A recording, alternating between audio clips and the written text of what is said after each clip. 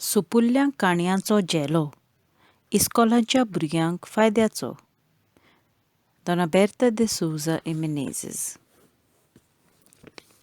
जोएल राजा. एका पोर्तुगालाच्या गांवांत एक बरो राजा आसलो. तो सगळे आपले पोरजेक मोगान आनी फावो ते पोरी कोणाकूच दुखोयनासतना आपले कायदे पाळटालो. एका बऱ्या गवळ्या पोरी. ह्या खातीर ताका नांवूच पडलें बोंपास्तोर. सगळीं पोरजां ताका बोंपास्तोर म्हणटालीं. एक दीस हो राजा रानांत शिकारेक वेताना वाटेर ताच्या शिकारी सुण्यान एक दोफूल सोंसो पळयलो आनी ताचे पाटीक लागलो. बोक बोक बोक बोक बोक बोक बोक बोक. सोंसो भिवन आनी कोडकोडून हे आनी ते वाटेन धांवलो आनी शेकी थोकून राजाच्या पांयाशी जीव वाचच्या ना जावन पडलो. राजान ताका आपल्या दोनूय हातांनी उखल्लो आनी बरो उगोत ताका पोशेल्या उपरांत सोंसो समाधान जालो आनी दोळे उगडून राजाकूच पळोवंक उरलो. आपूण एके सुगूर धोळींत आसलोल्या पोरी. राजाक ताचे इतले चुचुरे दिसले की ताका नव्यान पोशेलो आनी म्हळें, काय बरें म्हजें सोंश्या, तूं कांयच भियेनाका आनी कोणूच तुका वायट करचो ना. आनी ताका घरा व्हेलो आनी एका इस्पेशल पांजऱ्यांत घालून ताच्या आवडीचें खाण घालूंक फर्मायलें. हो बोंपास्तोर तेच राती न्हिदूंक गेल्ले कडेन आवचीत एक दोळेफूल न्हेसलेली सोबीत रुपाची आनी माथ्याक धवीं फुलां माळून एक पोरी फेरी ताच्या दोळ्या मुखार उबी जाली आनी म्हळें,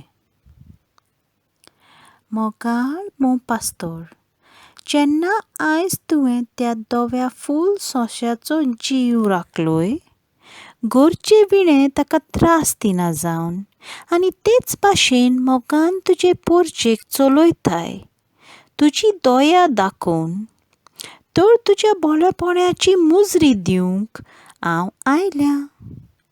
त्या पासून तुका जाय तें माग.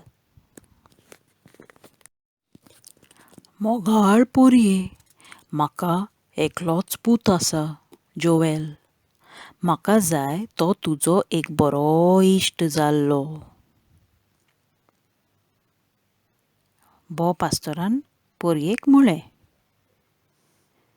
ताका जापाक पोरयेन असो दिलो, पूण हें आसा ताच्याच हातांत. म्हज्यान ताका फकत बरी पूत दिवंक शकता वो चुकल्यार हास्त लावं येता. तर ताका तशेंच कर, म्हणलें बोंपास्तोरान. राजान हें म्हणटाच पोरी थंयची नाच जाली. तर इल्ल्या तेंपान आमचो बोंपास्तोर मेलो आनी ताचे सुवातेर कुंवर जोएल राजा जालो. एक दीस ती बरी पोरी जोएल राजाक दिश्टी पडून सांगलें,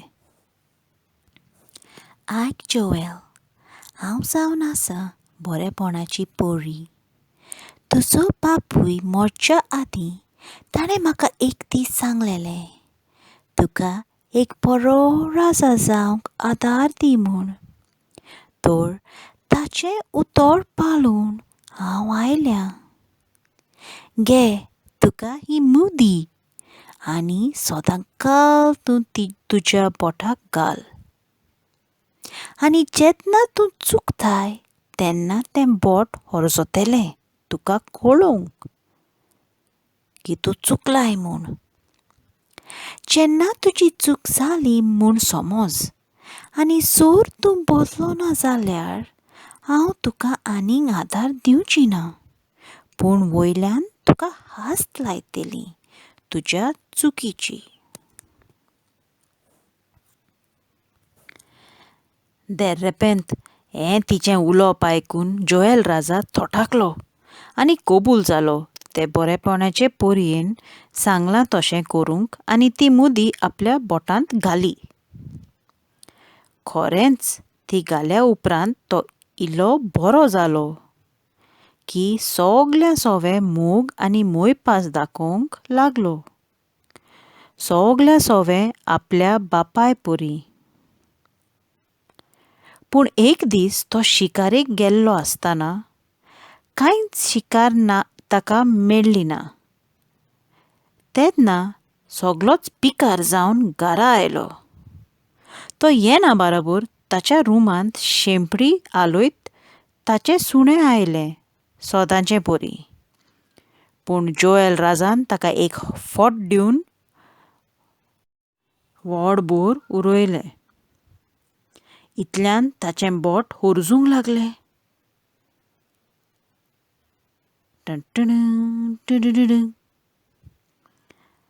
राजाक पोरयेन सांगलेल्या उतरांचो उगडास येवन ताणें आपले भितर म्हणलें, हें आतां कितें? हांव येदें व्हडलें राज चलयतां आनी एका हलक्या सुण्यांक होट मारल्यार म्हाका खास्तीक? हय, अशी एक जाप ताका आयकूंक आयली. खरेपणी एका राज चलोवप्यान तुजो मूग कोत्तेल्या सुण्याचेर खोट मारप म्हळ्यार एक व्हड चूक. जोएल राजान ही जाप वळखली आनी गुन्यांव बोगसून मागलो. असो थोडो तेंप बरो गेलो आनी उपरांत तो इल्ल्यो इल्ल्यो चुकी कोत्ताना ताचें बोट होरजुतालें.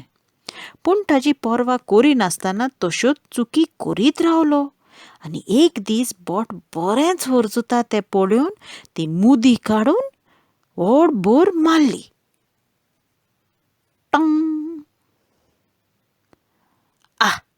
आतां म्हाका सुसेग जालो जाय तें करूंक. पूण दिसान दीस राजा पाश्ट जावन गेलो. एक दीस तो असोच पासय मारतना एक मेर्यांचो हिंड ताणें पळयलो आनी तांचे मदें एक सोबीत सुंदर चेडूं झेल्या तांची राखण कोत्तालें. तें जोएल राजाचें इतलें मोतींत गेलें की ताका लागीं सरून ताणें म्हणलें, सोबीत भुरग्या, म्हाका खोशी तुज्या लागीं काजार जावन तुका राणी करपाची. ना ना, हांव कशींच जावची ना.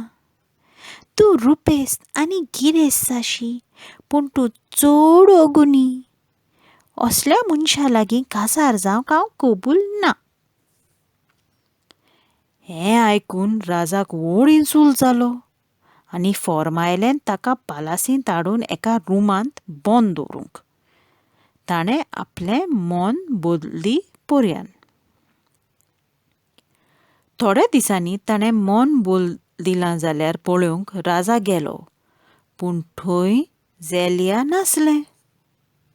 हें पळोवन ताणें चिंतलें कोणें तरी थंयचें भायर काडलें. कोण जायत? ताणें आपले कुर्तींतल्या मनशांक विचार केलो. तेन्ना राजा भाशेन कोण कुन्नाटी आसले तांणी म्हणलें, हें काम सालिमाचें जावचें कित्याक सालिमाक लोक तुज्या वो राजाहून वोदीक मानतात. हें आयकून राजाक इतलो राग आयलो की सालिमाक प्रेस करूंक फॉर्मायलो. हरशें राजा सालिमाक आदमिरार जातालो. पूण ही अर्द दिवन राजा आपल्या रुमांत गेलो आनी सोफार बसतना ताळयांचो व्हड आवाज आयकूंक आयलो आनी बाराबर बरी पोरी राजा मुखार उबी रावन म्हणलें, जोएल, जाणो जा की झेल्याक हांवें सुटका दिल्या आनी न्हय सालिमान. ताका वेगळी सुटका दी. आज तान तुजी तकली जातली शिवाची, पांय बाळग्याचे आनी शेंपडी सेर्पेंताची. हें सांगून ती पोरी थंयची नांचली आनी राजाचो बेस तिणें सांगल्या परी जालो. राजाची तकली जाली शिवाची, पांय जाले बाळग्याचे आनी शेंपडी सेर्पेंताची. आपलो बेस पळोवन ताका असली लज जाली आनी आनीक पालासींत रावूं नजो जावन रानांत धांव मारली आनी एका झाडा पोंदाक बसलो. पूण थंय शिकारी पावून सोरले आनी हे आतवे मोनजातीक एका पाजऱ्यांत घालून लोकांक दाखोवपाक गांवांत हाडली. हे वाटेन राजा पालासींतलो ना जालो म्हूण सगल्या गांवांत खबर. आमचो राजा ना जाला, आमचो जोएल राजा ना जाला, राजा ना जाला. कोण म्हणटा राजा पोवला, कोण म्हणटा मेला आदी. पूण सगल्यांचें मत जालें सालिमाक राजा करूंक. हांव मानून घेतां तुमचें मागणें, सालिमान म्हळें, पूण जोएल राजा हे पर्यान. म्हाका दिसता तो मरूंक ना, तो एक दीस येतलोच. सालिमान राजवडकी चलोवंक सुरू केली आनी जोएल एक मोनजात जावन पांद्र्यांत आसा आनी ताका पळोवंक एक मनीस आसा. हो मनीस ताका खूब त्रास दिता. गोडयेक सांकोळ घालून ताका एका झाडाक बांदून मार घालता. गोडये ताका हाडलेलें जेवण आपूण खाता. पूण एक दीस ह्या मनशाक वाग आताकार करूंक येता. तेन्ना ही मोनजात त्या वागाक मारून उडोवन आपल्या दोनयांक साल्वार कोत्ता. तेन्ना एक जाप आयकूंक येता. जोएल, तूं जायतो बरो जालाय. त्या पासून तुजी खास देंवोवन तुका एक सोबीत सुण्याचो पेटो कोत्ता. A cute little puppy.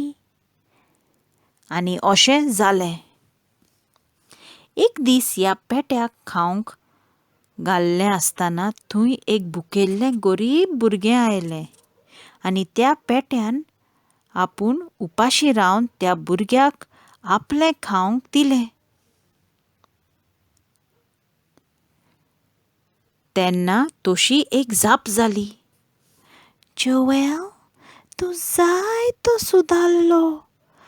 त्या पासून तुका एक पारवो कोत्ता. अशें जालें. तो पारवो फुर्र करून उडून वचून थंय एक चेडूं बसून आसलें ताच्या भुजार बसलो. त्या चेडवान ताका धरलो, पोशेलो आनी म्हळें, आय सोबीत पारव्या, कितलो तूं बरो आनी मोगाळ. आनी जरी तो जोएल राजा तुजे भाशेन जाल्लो जाल्यार हांव फाटीं सरची नासली करूंक ताका म्हजो फुडाराचो पोती. ही उतरां तिच्या तोंडांतलीं भायर सरोना बराबर पारवो फुर्र करून उडून गेलो आनी थंय जोएल राजा तिच्या मुऱ्यांत उबो जालो. कितें? जोएल, तुका पळोवन हांव खुशाल जातां.